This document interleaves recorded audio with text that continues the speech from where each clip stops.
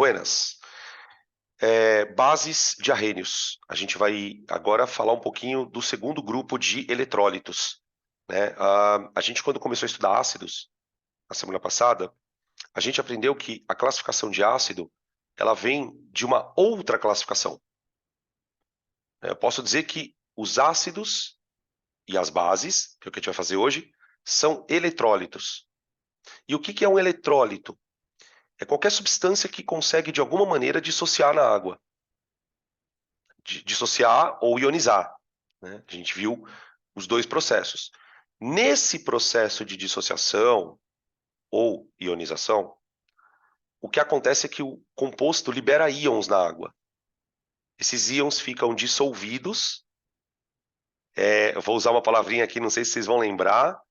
Os íons ficam solvatados com as moléculas de água, né? Alguém lembra o nome da interação que um íon faz com a água? Tem um nome essa interação. A gente falou sobre isso, acho que na aula 6, na parte de interação molecular. Tá? É uma interação bem importante. É a interação íon-dipolo, exatamente. É a interação íon-dipolo. Tá bem? E aí tudo isso tá junto aqui. Aonde que entra a história de ácido e base? Nesse Paranauê todo. O Arrhenius classificava os ácidos e bases pelo tipo de íon. Então, aqui, ó, eu vou voltar um pouquinho nos slides, só para te lembrar, ó. Vamos pegar esse exemplo desse slide aqui, vai, meio que aleatório, que a gente usou na aula do ácido, ó. O íon H+, ele é liberado, pela teoria do Arrhenius, por ácidos. Então um ácido é quem libera o H+. Exatamente. Hoje, a gente vai falar do segundo grupo de eletrólitos. As bases. As bases. E aí, gente, a gente precisa começar falando um pouquinho do íon OH-. Do íon OH-, né? Porque pela definição de base, que certamente vocês vão lembrar de outros momentos que vocês já estudaram isso no cursinho, na escola, a gente classifica a base pela presença desse íon aqui, ó. Pela presença do íon OH-. Tá bem? O que eu queria começar a aula discutindo é de onde vem esse íon? Que tipo de espécie gera OH-? Porque, gente, deixa eu contar um segredo para vocês. Nenhuma das bases que a gente aprende na escola, NaOH, sei lá, LiOH, enfim, nenhuma dessas bases tem na natureza. Esses íons OH-, gente, eles são provenientes de uma coisa muito estranha. Eu vou escrever aqui, ó. Os íons OH- são provenientes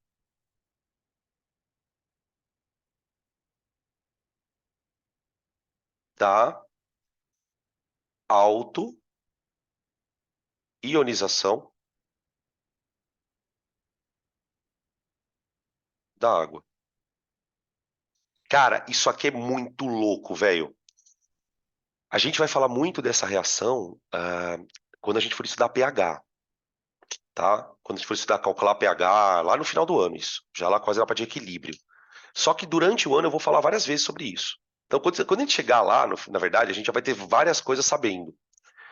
Gente, a água é uma substância tão louca que ela consegue sozinha ionizar. E nessa ionização, o que acontece é que a água perde um H+. Ela perde um H+. Se vocês lembrarem de algumas aulas que nós já tivemos durante o ano, eu já mostrei isso acontecendo algumas vezes. Quando, por exemplo, você põe você mistura amônia com água, a água perde o H+, ela atua como um ácido. É meio bizarro, mas é isso que acontece. Só que quando a água perde o H+, o elétron do hidrogênio, ele fica com o oxigênio, ó. Tá vendo esse elétron aqui, ó? Ele fica com oxigênio. Então, o oxigênio, ele fica negativo. Isso é o íon hidróxido. Tá? Então, como é que a gente costuma representar esse processo?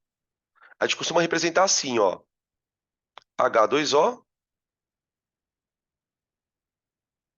dando H+, mais OH-. Gente, eu tenho que contar algumas coisas para vocês, tá? Essa reação, ela não acontece com muitas moléculas de água. Ela não acontece com muitas moléculas de água. Só para você ter uma noção, é, de cada... deixa eu tentar fazer uma conta de cabeça aqui. Tá. De cada 10 a 26 moléculas de água, uma ioniza sozinha. Uma. Essa reação ela tem um rendimento muito baixo. Só que isso acontece. Tá, mas Danilo, o que tudo isso tem a ver com base? O que tem a ver com base é que existem compostos onde você encontra o OH ligado, com um cátion. Tá vendo essa letra B que eu coloquei aqui na tela? Isso aqui é um cátion.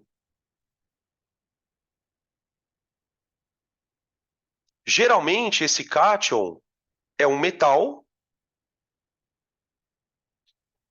lítio, sódio, potássio, cálcio, bário, magnésio, zinco, prata, cobre, ou o amônio, que é um cátionzinho especial.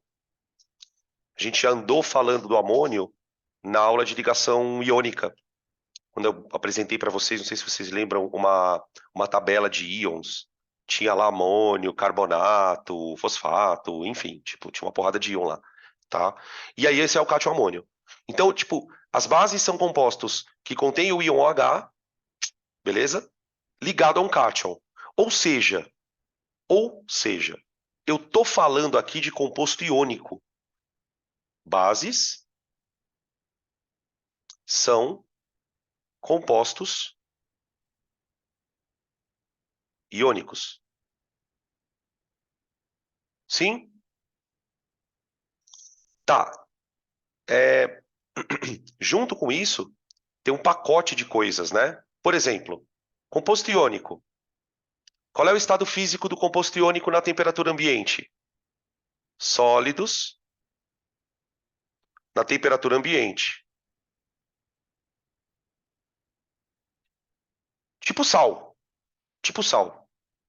Manja, sal. Por exemplo, deixa eu pegar um composto iônico, deixa eu pegar uma base que você talvez conheça, para você entender o que ela é. Se você for no supermercado, tem um produto lá para desentupir pia chamado Diabo Verde. O Diabo Verde, se você abrir o frasco, você vai ver um pó ali, parece um... Na verdade não é um pó, é uns cristal. Aquilo ali é base. Aquilo é uma base. Quando você pega, tipo, a base, ela é um composto, gente, que quando você pega na mão, é que, tipo, vocês não têm muito costume de pegar base na mão, porque base é um composto perigoso, mas no laboratório, quando você olha para um frasco e tem base, é igualzinho um sal. Você olha, você não sabe se é base ou se é sal, porque são iônicos. Então, se você pega um frasco de NaOH e coloca do lado de um frasco de NaCl, você não consegue saber a diferença, tá? Eles são sólidos na temperatura ambiente, são cristalinos, têm alto ponto de fusão e conduzem corrente em solução, que era, na verdade, a grande propriedade, né? Conduzem corrente em solução aquosa, né? Que é o que a gente vai chamar de eletrólito, tá bem? Dá uma olhada aí. Toda base é iônica, mas nem todo iônico é base, tá? Beleza? Gente, posso falar para vocês? A aula acabou. Tipo, basicamente acabou a aula. Por quê? Agora eu já vou discutir nomenclatura. A gente vai pegar umas equações de dissociação, tá? Isso é a teoria de base. Ah, Dan, mas tem base forte, base fraca? Tem. Mas o conceito é absolutamente o mesmo. gente vai mostrar uma tabela de base, mas assim, tipo, não tem novidade na aula. É uma aula de ligação iônica. Com a única diferença que agora eu estou falando do íon OH-, do íon OH-, que é um íon específico, tá? Beleza? Tira a print dessa tela, por favor.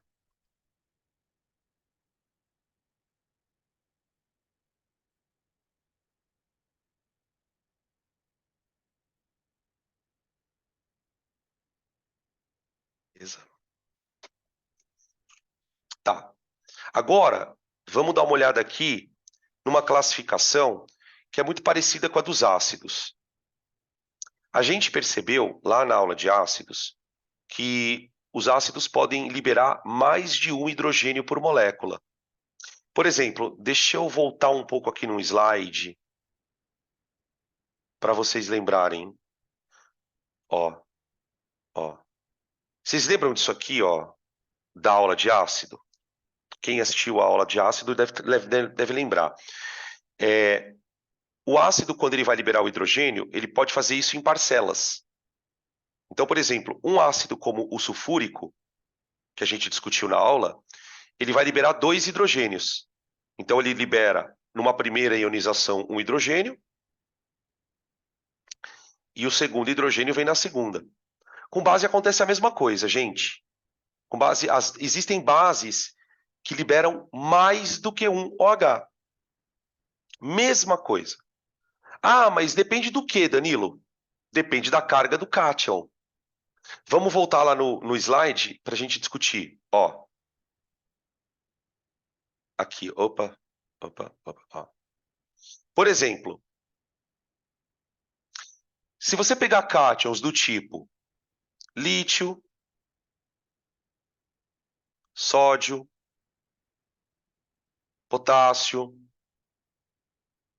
amônio, são cátions de carga mais um. Eles vão formar o que a gente chama de monobase.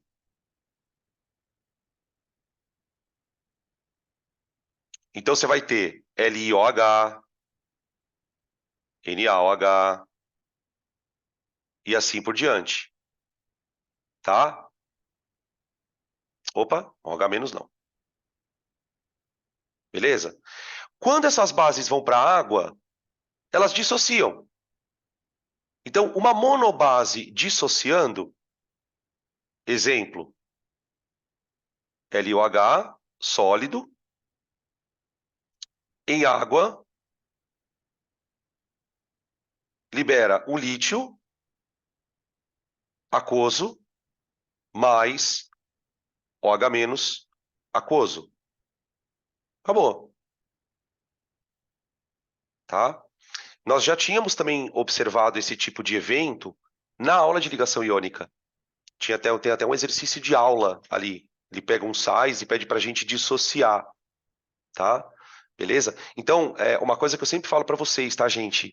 Quando a gente estuda alguns assuntos, né, é sempre importante a gente se preocupar em manter os assuntos conectados. E isso é uma tarefa que cabe muito a vocês. Então, por exemplo, não sei se vocês já repararam isso. A todo momento eu fico na aula falando assim: olha, a gente já viu isso em tal momento. Porque eu procuro apresentar o mesmo conceito para vocês 4, 5 vezes durante o ano. Então, tipo, por exemplo, se você já assistiu a aula de ligação iônica, você já ouviu falar de dissociação. Então já é a segunda vez. Por que que isso é importante? Porque é assim que você aprende a conectar as coisas. Senão, os conceitos eles ficam realmente muito jogados, tá bom? Então, sempre que a gente for fazer alguma coisa, eu vou buscar isso. E vocês têm que fazer isso sozinhos. Puta, eu tô estudando, por exemplo, vou pegar uma coisa que, tipo, você pode relacionar. Ah, eu tô estudando orgânica. Tô lá na aula de função orgânica, estudando álcool, aldeído, éter, éster. Cara, esse é um assunto ótimo para você relacionar com polaridade, porque as moléculas orgânicas podem ser mais solúveis em água ou não. Então tá lá estudando álcool, já lembra da hidroxila, pensa na ponte de hidrogênio, traz isso para o teu cérebro, porque isso é uma coisa que depende de vocês. Por mais que tipo a gente na aula faça, você fica muito mais tempo estudando sozinho do que comigo. Então, isso foi uma chave que para mim fez uma puta diferença quando eu estudei. Quando eu comecei a fazer isto, quando eu comecei a procurar os links, eu comecei a grudar as conexões mesmo que precisam, tá? Tipo, um feedback aí para vocês, beleza? Aí, ó, voltando. De bases, tribases, tetrabases, a mesma coisa, tá bom? Então, aqui, eu vou até colocar um registro. Observação.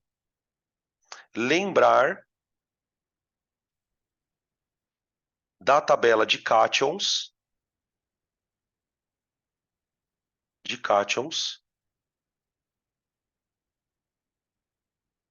que a gente deu na aula de ligação iônica.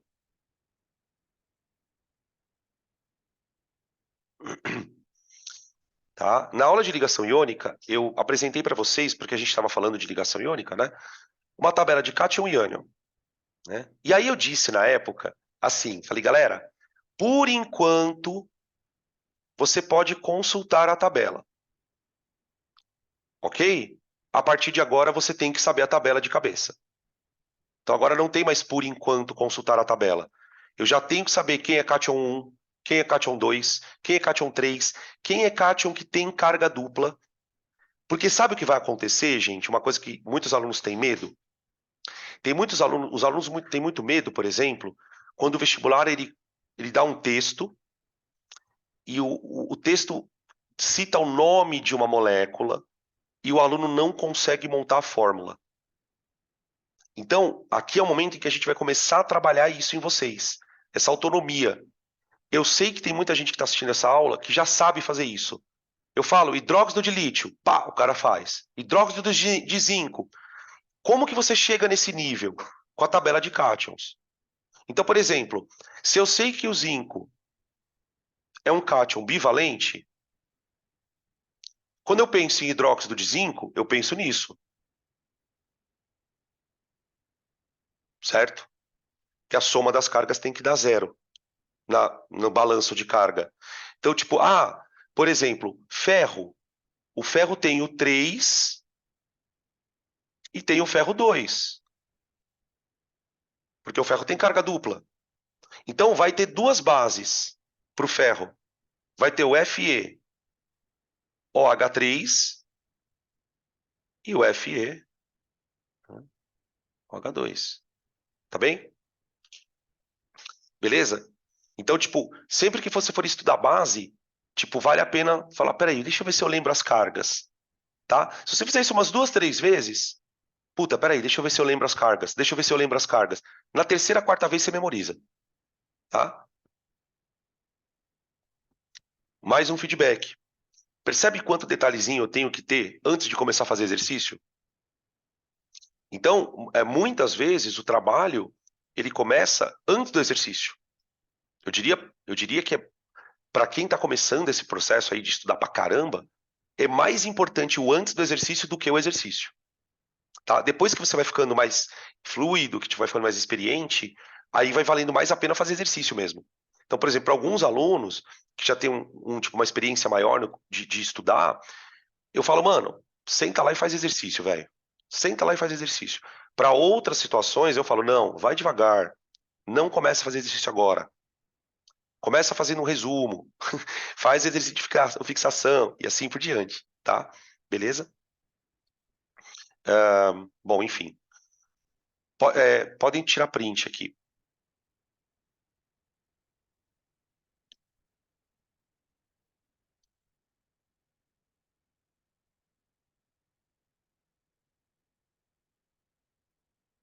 Beleza? Gente, nomenclatura. Nomenclatura.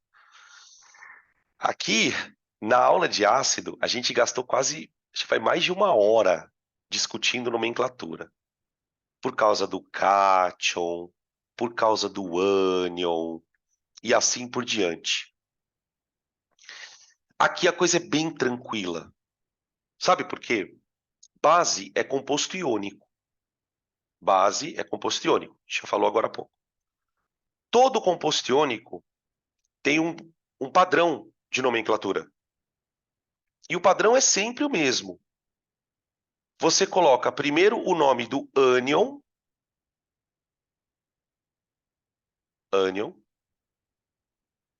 que é o hidróxido, e depois o nome do cátion. E o cátion, gente, como eu disse, né? Ou o cátion é metal, ou amônio, que é um cátion diferentinho. Acabou, é super simples. Aqui, ó. Hidróxido de tananã. Hidróxido de tananã. Hidróxido de tananã. O que eu queria chamar a atenção de vocês? Opa, perdão. O que eu queria chamar a atenção de vocês, gente? Percebe que no nome não há nenhuma referência à quantidade de OHs. Veja aqui, o hidróxido de potássio é uma monobase. O hidróxido de estrôncio é dibase, mas não está escrito dihidróxido. Por isso que eu falei para vocês que é importante vocês saberem a carga. Por quê? Se você sabe que, por exemplo, o estrôncio é mais 2, então o hidróxido de estrôncio você sabe a fórmula. Se você sabe que o alumínio é mais 3, você sabe então que a fórmula é AlOH3, tá? Exato. Se for um cátion bivalente, é o que eu estou falando aqui. Se for um cátion bivalente, vai a carga do cátion. Se for trivalente, vai a carga do cátion. É sempre assim. Entendeu? Beleza? Então, é basicamente isso, nomenclatura. Não tem aquela variação, ico, oso, hídrico, nada disso, tá? Beleza? O que tem que tomar cuidado? Tem só um porenzinho aqui. Só um porenzinho. O porenzinho é o seguinte. Peraí. Ó, o porenzinho acontece para alguns elementos, que são os caras que têm carga dupla. Aqui nessa tabela, ó, deixa eu dar um zoom. Ó. Não reparem no coisa que ele tá em, ele tá em, sei lá, se é espanhol isso aqui, que tem uns acentos no O aqui, ó. Ó. Bom, enfim, ó. O níquel, por exemplo, ele tem carga 2 e 3. Então, tipo, tem duas bases com níquel. Hidróxido de níquel 2, hidróxido de níquel 3. Então, o que a regra pede? Que você coloque a carga do cátion se o cátion tiver carga dupla. Se o cátion tiver carga dupla. Por exemplo, no slide anterior... Opa. Ó, no slide anterior, não tinha número. Tá vendo? Por quê? Porque o cátion não tem a carga dupla. Ah, então o sódio, ó, só tem carga mais 1. O alumínio só tem carga mais 3. O magnésio só tem carga mais 2. Acabou. Agora, para os caras que têm carga dupla, eu ponho a carga. Eu ponho a carga, tá? Eu tenho que colocar a carga, tá? Não, o alumínio não, né? O alumínio só tem inox 3. O alumínio é sempre mais 3, tá? É, então, não. Ó, eu vou dizer para vocês o seguinte: quais são os mais importantes?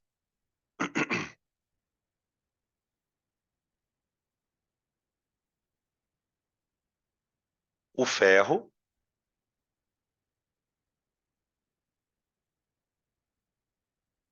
que ele aparece bastante, tá? O cobre,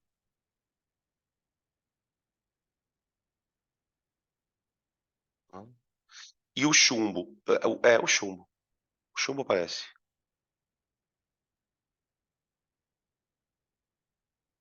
tá? Beleza? E aí, você tem duas formas de nomenclatura, tá? A primeira delas, opa, a primeira das maneiras de nomenclatura é você usar o número. Você usar o número, tá? Que é a que a gente usa. Antigamente, bem antigamente, os caras usavam uma outra forma. O que era a história? Você vai usar a terminação oso e ico. Mas como que você usa? Para o cátion de menor carga, você usa oso. Então, tipo, quando a pessoa lê hidróxido niqueloso, ele sabe que é o cátion de carga menor, de carga menor, tá? Quando a carga é 3, que seria a carga maior, aí eles usam a terminação ico, tá? A mesma coisa vale para o ouro, para o mercúrio, né? Para o caso do ferro, por exemplo, nós teríamos o ferro, o ferroso, para o ferro 2, ou férrico, para o 3, tá bom? Por exemplo, tá? No caso do cobre, você teria cuproso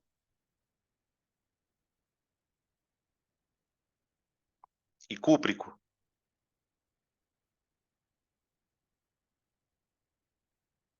Aliás, espera aí, eu troquei a carga aqui, gente, perdão.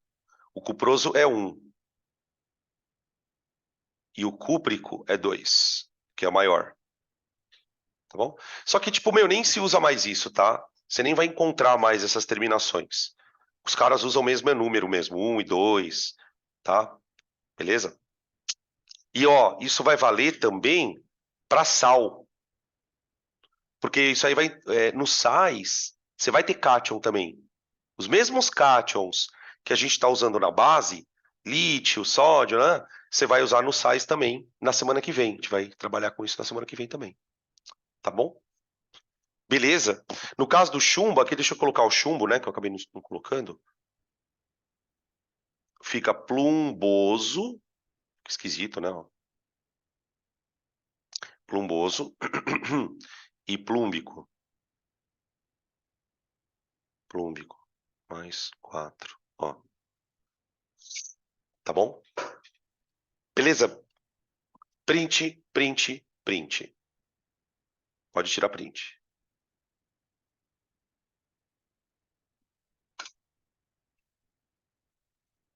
Maravilha.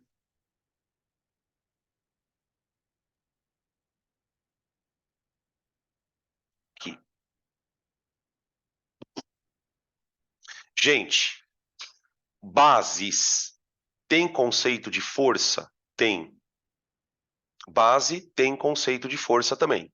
Eu vou ter base forte, eu vou ter base fraca, tá? No caso das bases, tem alguns pormenores.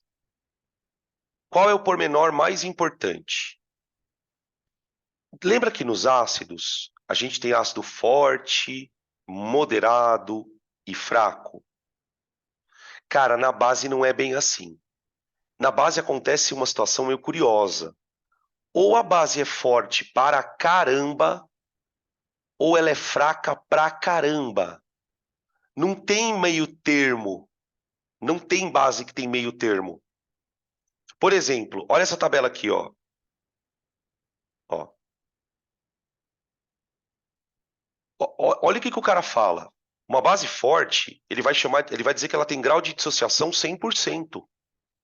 100%. Ou seja, dissocia tudo. Tudo. Tá? Se você assistiu a aula de ácido, você deve lembrar que na aula de ácido eu chamava de grau de ionização. Ionização. Aqui eu estou chamando de dissociação. Por quê? Porque são processos diferentes. O ácido ioniza, a base dissocia. Só que no final das contas, o que me interessa é, esse processo acontece muito ou pouco? Então, tipo, por exemplo, quem que são as bases fortes conhecidíssimas? Quando eu falo conhecidíssimas, estou dando uma indireta, tá? É preciso memorizá-las. Lítio, sódio, potássio, cálcio. O estrôncio, bário, nem é tão importante assim, tá? Então, o que é uma boa dica para você guardar de informação? Quem são as bases fortes? São as bases da família 1A e 2A. Metal alcalino e metal alcalino terroso, tá? Beleza? Exatamente, 1A e 2A, estão escrevendo aqui, exato. Gente, tirando elas, o resto é fraca. Super fácil de decorar. Super fácil. Bases fortes, 1A e 2A, fraca, o resto. Qualquer outra base de alumínio, de o próprio ferro que ele colocou aqui, cobre, prata, zinco, tudo base fraca, tá bom? Então são compostos que têm mais dificuldade para dissociar. Tem mais dificuldade para dissociar. São bases que não conduzem muito bem corrente elétrica, tá bom? Beleza? Fechou? Ah, e uma outra coisa. Observação. Aqui acontece uma outra coisa diferente. Lembra que eu falei que tinha dois pormenores em relação às bases? A primeira é essa daqui, né? Ou a base é muito forte, ou a base é muito fraca. Outra coisa que eu preciso contar. Ácido, gente. Todos os ácidos todos os ácidos dissolvem na água. Todos, tá? Só que nem todos os ácidos são fortes. Por exemplo, tem ácido que dissolve na água e é fraco.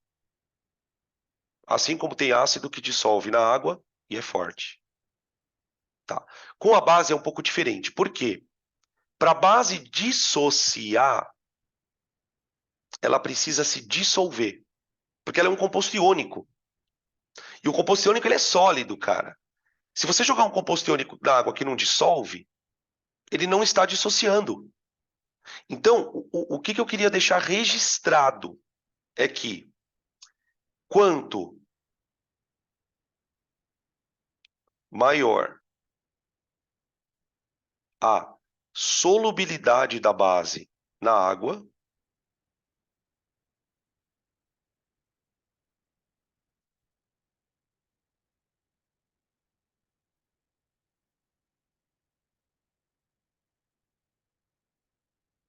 quanto maior a solubilidade na água da base, vírgula, maior será a sua força.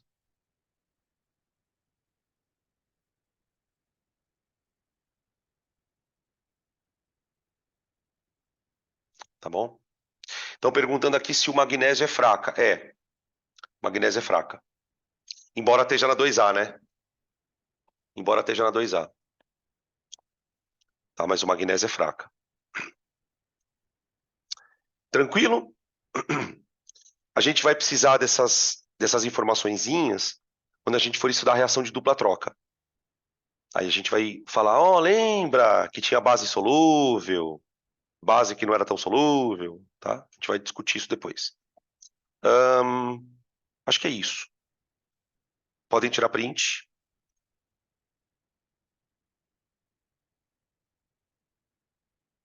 Podem tirar os prints. Beleza. Dan, Oi. é isso dela ser mais forte, se ela for mais solúvel em água, é porque ela vai dissociar mais? Uhum. Se ela- Ah, tá, beleza.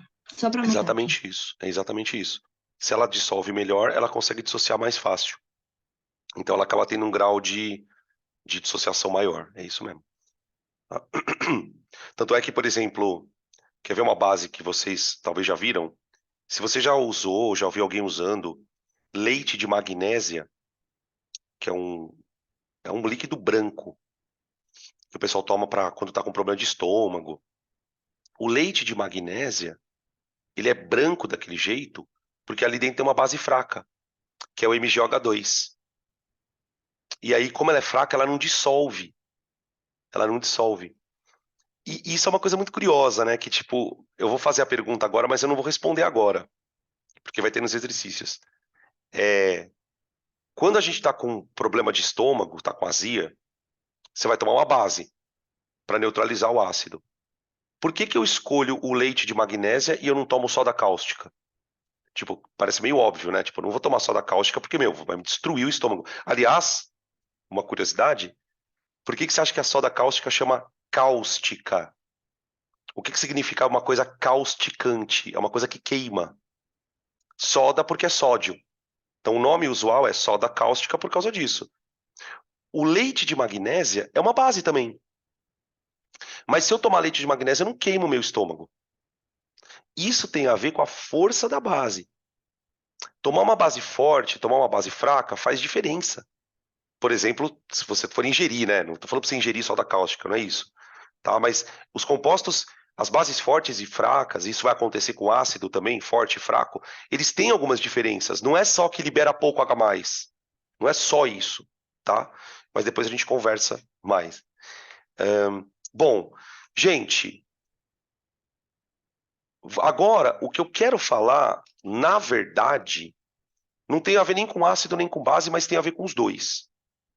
Tá? Isso aqui a gente pode considerar que é meio que um complemento, tá? É um complemento. Ó, e veio uma pergunta aqui, uma perguntinha boa aqui. A pergunta que fizeram aqui. O grau de dissociação depende do pH? Não. Para a base, não. A base não interessa onde você joga ela. Se ela é forte, ela vai ser forte sempre. Se ela é fraca, ela vai ser fraca sempre. É um processo muito mais, tipo, simples. Só que no ácido, não. Aquela história do ácido liberar um hidrogênio ou dois, isso tem a ver com o pH, tá? Bom, falando em pH, né?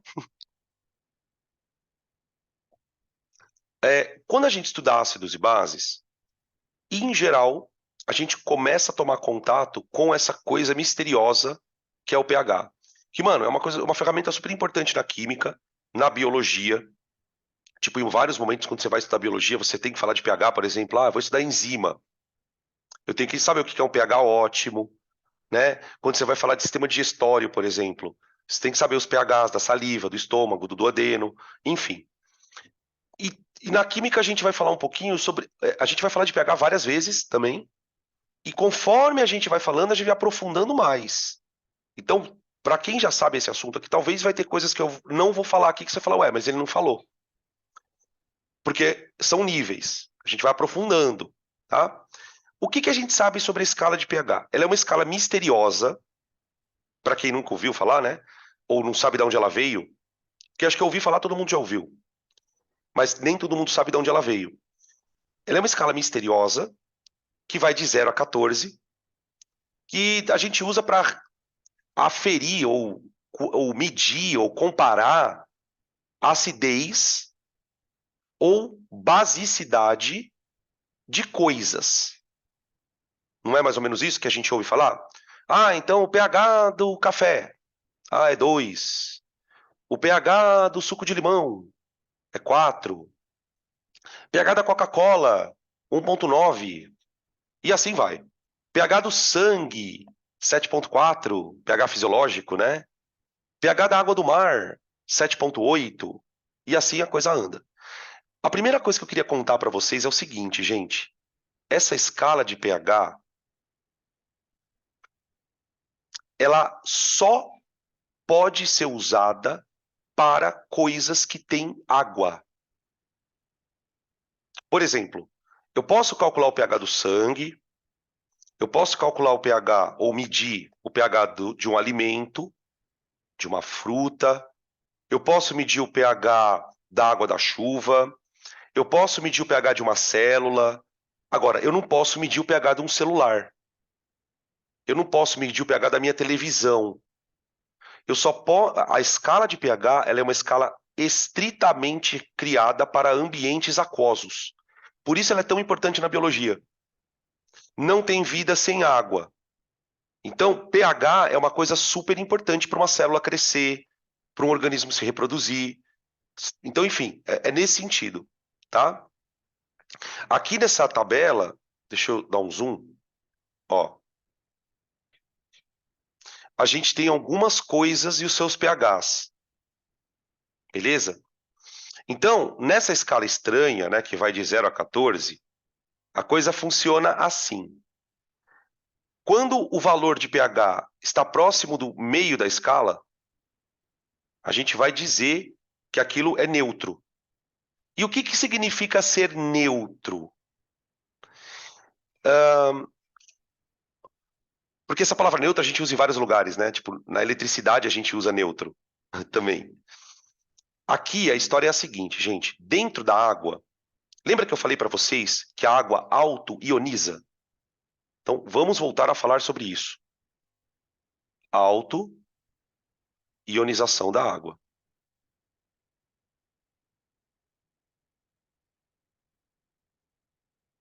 Na auto-ionização da água, algumas moléculas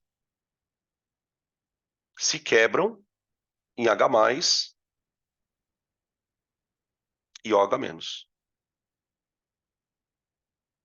Isso é natural da água.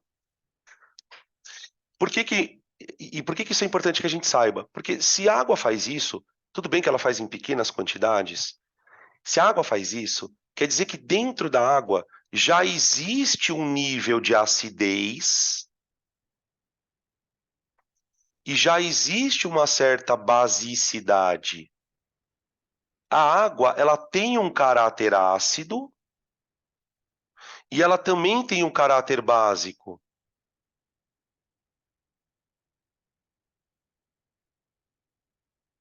Ah, mas, Danilo, se ela tem um caráter ácido e um caráter básico, por que que você diz que a água é neutra? E todo mundo diz que a água é neutra.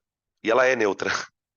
Porque a acidez e a basicidade estão presentes na mesma concentração. Porque para cada molécula de água que quebrar, você vai ter um H+ e um OH-. Aí uma outra molécula quebra. Aí você tem outro H+, outro H-. Ou seja, sempre vai ter lá dentro a mesma quantidade de H+ e OH-. Isso se a água for pura. Por isso que o pH da água pura é neutro. Porque a água pura tem H+. A água pura tem OH-, mas numa quantidade muito pequena. E igual. Nesse caso, igual. O problema é igual. Agora, se eu jogo vinagre, o que acontece com a concentração de H+? Ela dispara lá dentro. Aí a água se torna ácida. Mas não porque ela era ácida. É porque você jogou uma coisa lá dentro que aumenta a concentração. Então, quando é que eu tenho uma solução ácida, propriamente dita? Uma solução ácida, gente, não é uma solução que não tem OH-. Ela tem OH-. Tipo, é muito bizarro falar isso, mas, por exemplo, pensa num lugar muito ácido. O teu estômago. O teu estômago é um lugar extremamente ácido. Lá dentro tem OH-. Só que numa quantidade muito menor que a de H+. Muito menor. O que eu sempre falo é que assim, gente, onde tem água, tem H+ e OH-. Sempre. Em qualquer lugar que você pense que tem água, tem H+ e OH-. Então a água ela carrega consigo, de maneira intrínseca, uma acidez e uma basicidade. Agora, quando que a solução passa a ser chamada de ácida? Quando a concentração de H+ for superior à de OH-.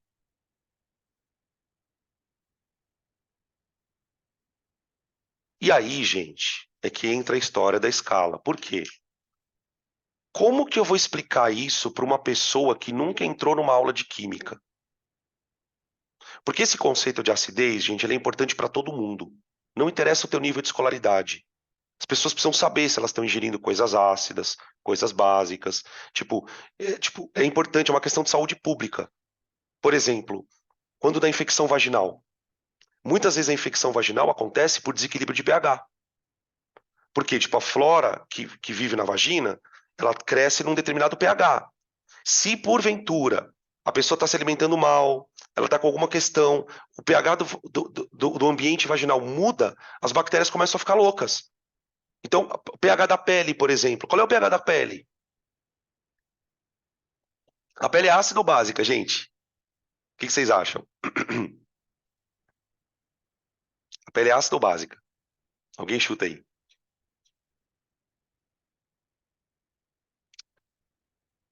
Não, ela é ácida. O pH da pele é 5. 5 e pouquinho. 5 e pouquinho. Ó, alguém falou aqui, ácido por causa do suor. O suor é ácido. O suor é ácido, tá? Então, tipo, são coisas, por exemplo, olha só, gente, por que que sabonete agride tanto a pele? Principalmente sabonetes que não tem muita qualidade. Sabonete é uma coisa muito foda, por quê, gente? Quando o sabonete é muito barato, ele vai zoar muito a tua pele.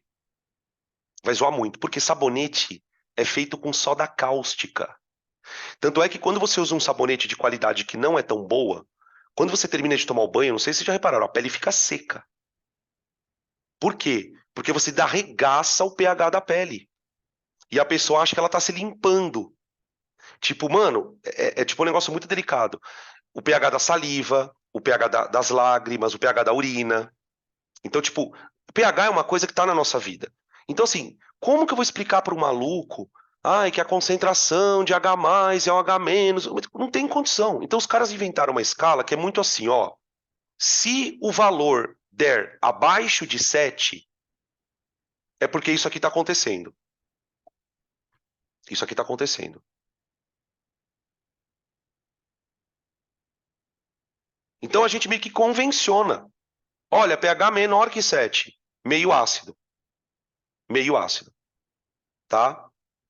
Quando a solução é básica ou alcalina, solução alcalina, isso significa que a concentração de H+ é menor que a de OH-. E aí, então, isso acontece quando o pH é superior a 7. Claro, né, gente, que tem uma série de explicações do porquê 7, porquê menor que 7, porquê. Só que isso, como eu disse para vocês, a gente vai vendo esse assunto em camadas. Então, hoje, a gente está sendo apresentado para essa escala, tá? Nós estamos sendo apresentados. Estamos entendendo um pouquinho da história, tá? Mas não tudo. Creme de pé. Na verdade, depende do creme. Precisa ver o que, que tem no creme, mas em geral eles tendem a ser ácidos. Você tem um monte de substâncias que os caras colocam nos cremes para parecer com o pH da pele, tá? Em geral, a gente não usa quase nada muito básico. Inclusive, as substâncias básicas é até difícil de você encontrar para usar. Não tem. O que, que você usa de básico assim? Pasta de dente. A pasta de dente ela dá uma boa neutralizada na saliva, porque a saliva fica muito ácida, né? Por exemplo, quem gosta muito de doce vai ter uma saliva mais ácida, né? Isso, por exemplo, tem pessoas que têm mais propensão a desenvolver tártaro, as placas de tártaro. Geralmente isso está associado ao pH da saliva. Quando a saliva da pessoa é um pouco mais ácida, por questões biológicas, enfim, a proliferação de bactérias ocorre mais intensamente ali. Então a pessoa tem mais tártaro, tem mais propensão a ter tártaro, entendeu?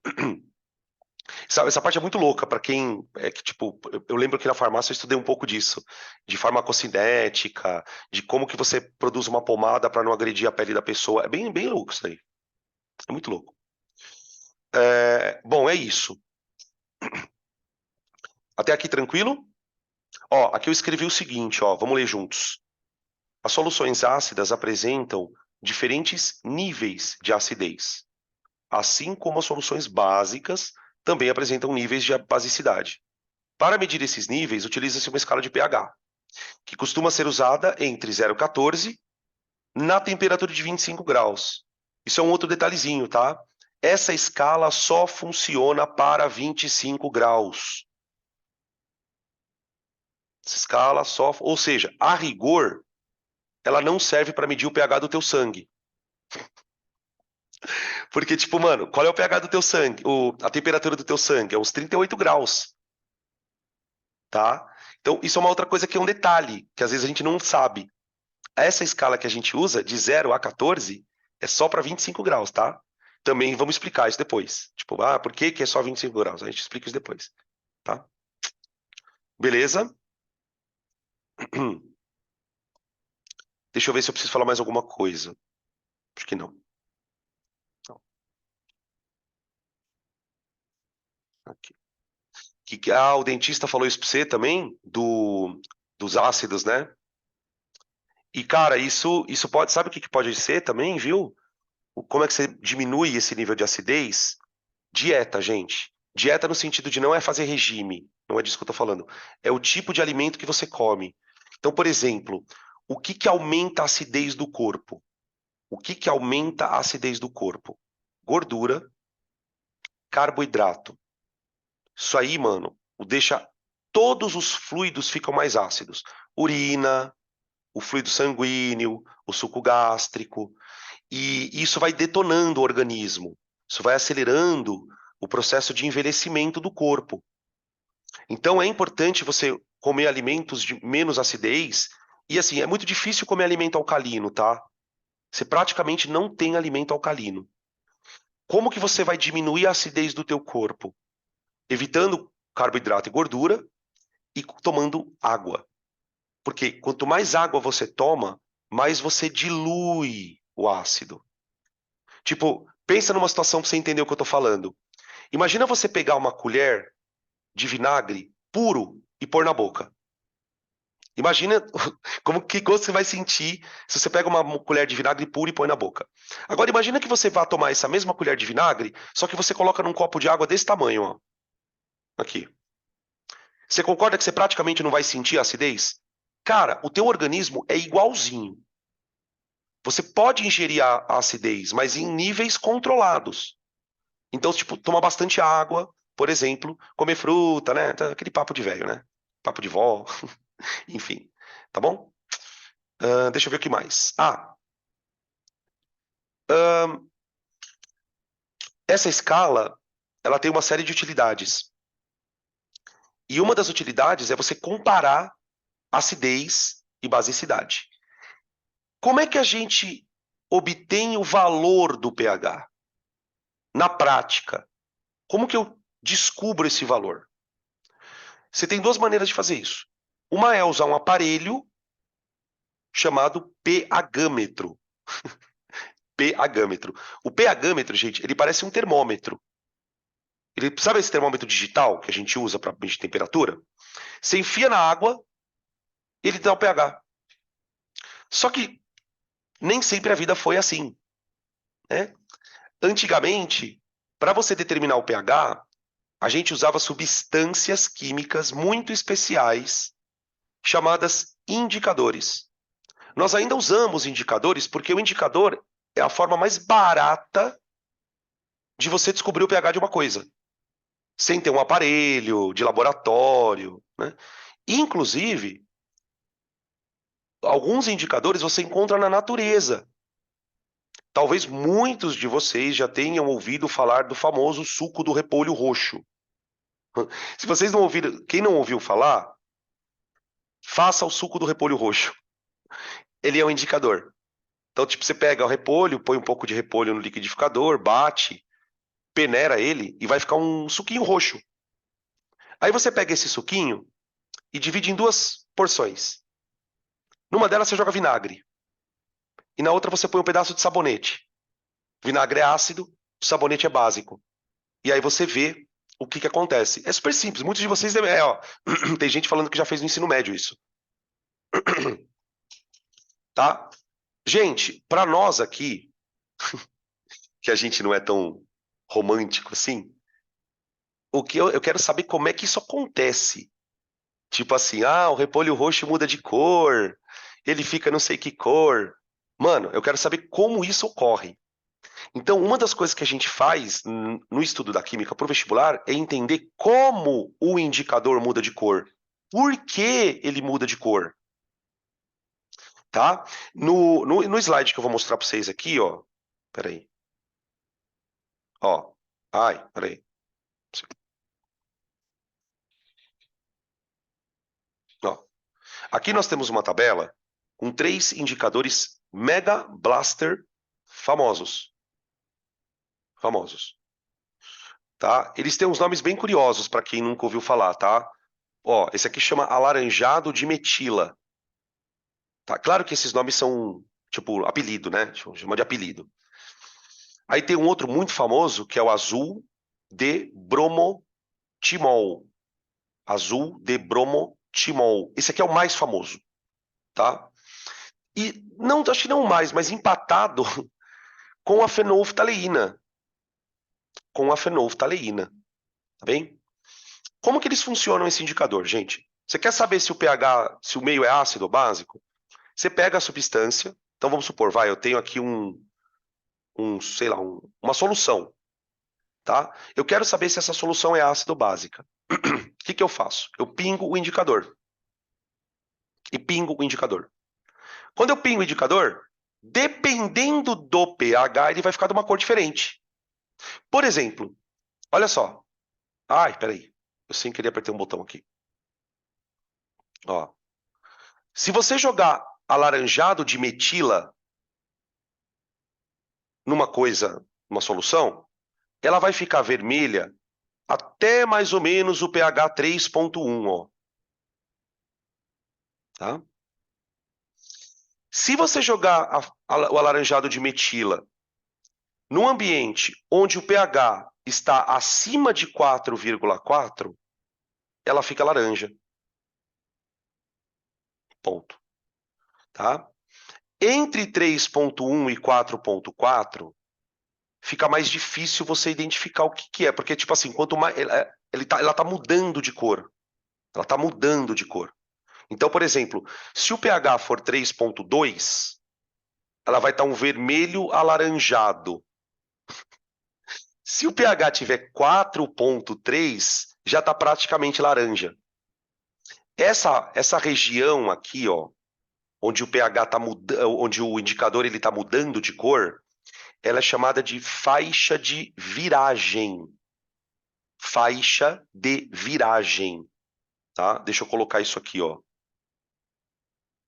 Faixa de viragem.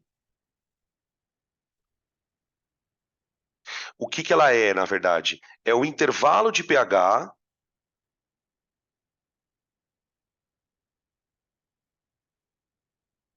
no qual o indicador muda de cor.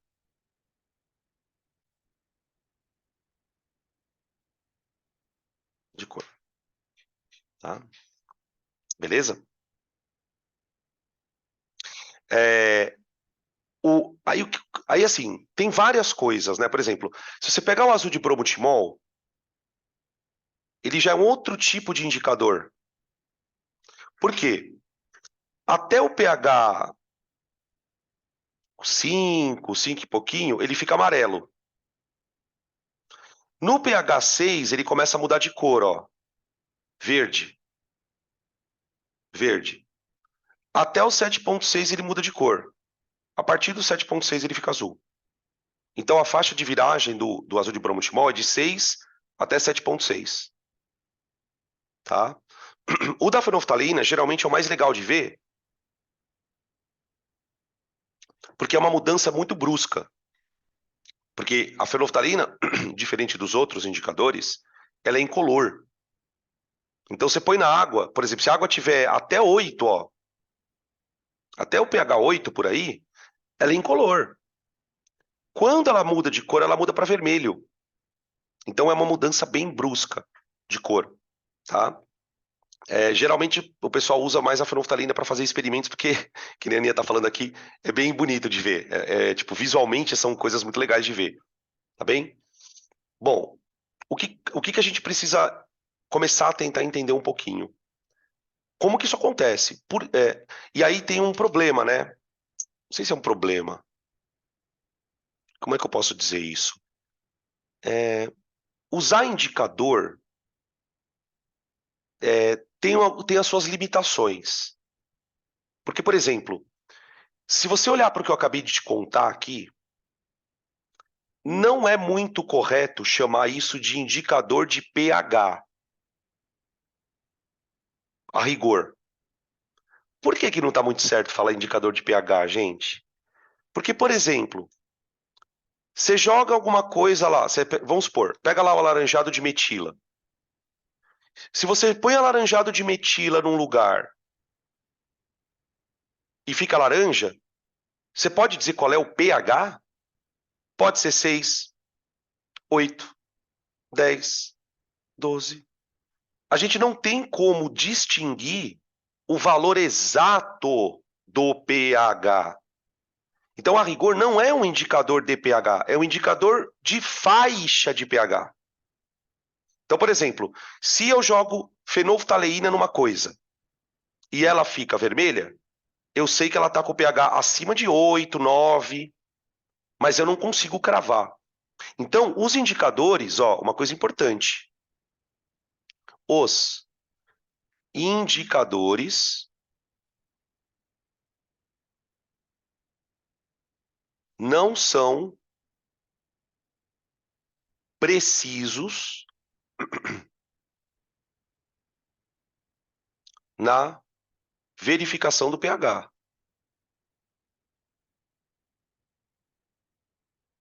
Do valor de pH.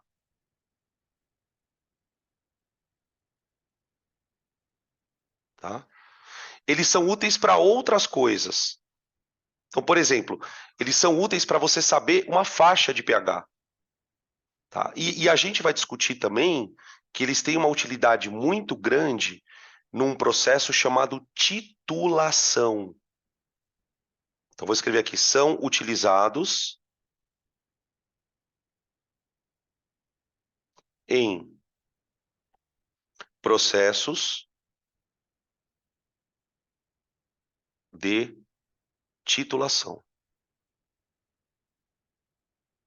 Que a gente vai falar sobre isso na parte de soluções, concentração, enfim, tá? Beleza? Aí, quando a gente for discutir equilíbrio químico, a gente vai entender como que isso acontece, essa mudança de cor, por que que de uma hora tá vermelho e aí de repente fica laranja, ou uma hora tá amarelo, de repente fica azul, tá? E outra coisa, tá, gente? Antes que alguém pergunte, porque o pessoal sempre pergunta, precisa decorar as cores de indicador? Cara, honestamente, não. Eu não me lembro de ver questões em que o aluno, de repente, perdeu uma questão porque ele não sabia que a fenolftaleína era incolor e meio ácido. Tá? É claro que se você conseguir guardar essa informação, é sempre bom. Tá? Às vezes, dependendo do vestibular que você vai prestar, dependendo do exercício que você está fazendo, ele pode te dar essas cores.